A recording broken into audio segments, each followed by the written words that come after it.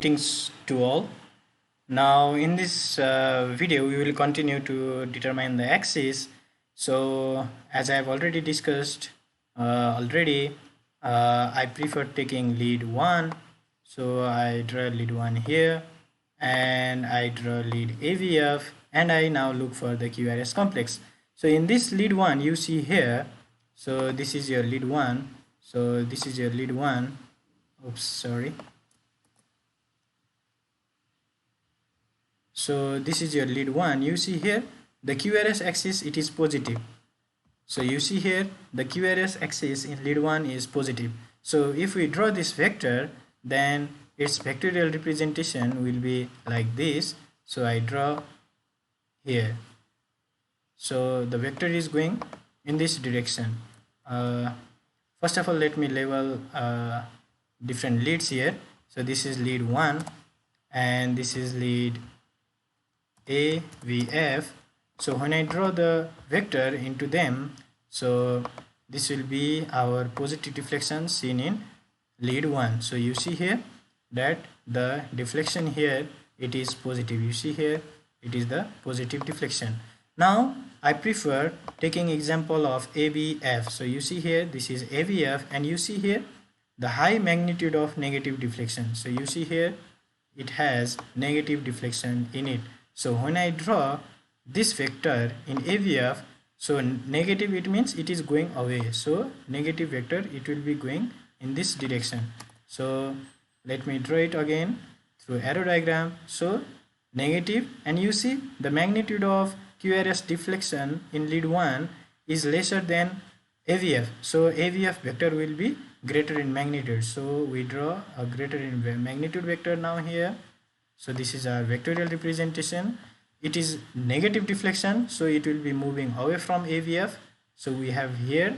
Now what we do is that we draw a perpendicular imaginary line. So when I draw a perpendicular imaginary line from here to here and another perpendicular line from here to here. Now the next thing what we do is that we draw a resultant vector into it. So our resultant vector will be moving from here to here. So you see this is the resultant vector, and when you calculate the angle, now when you calculate the angle here, you see it is of course greater than minus 30 degree. So it is shifted towards the left. So it is the example of left axis deviation. I hope it is clear.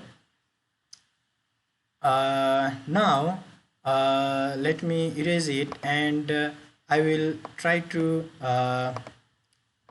give information on different ways to find the axis. Like it is not necessary you to look for always lead 1 and lead AVF. You can look at other leads too. However, it depends upon the feasibility where to look at.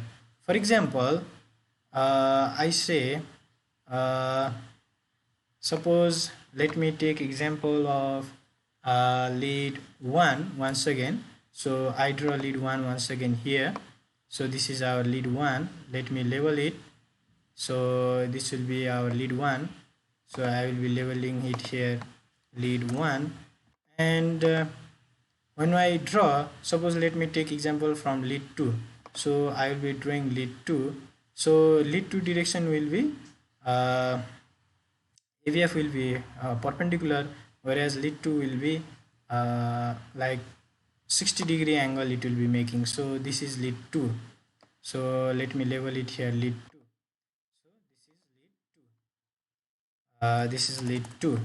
Now again, following the same method, you see in lead 1 there is positive deflection. So we draw the vector here. So the vector will be going in this direction in positive deflection.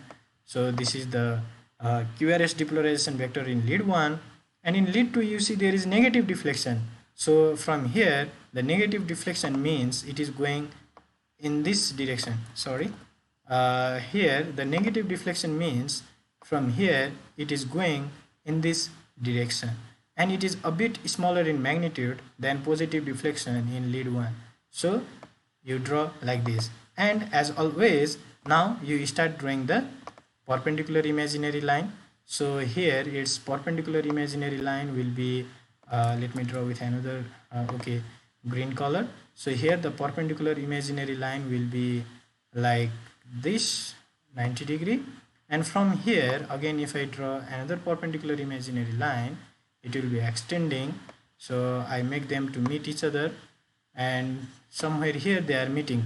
So when I draw the resultant vector into it, so the resultant vector will be here. So you see, now when you measure the angle, it is again greater than minus 30 degree. So it is example of left axis deviation. So it's not always necessary to take lead 1 and AVF, but I personally generally prefer using lead I and AVF.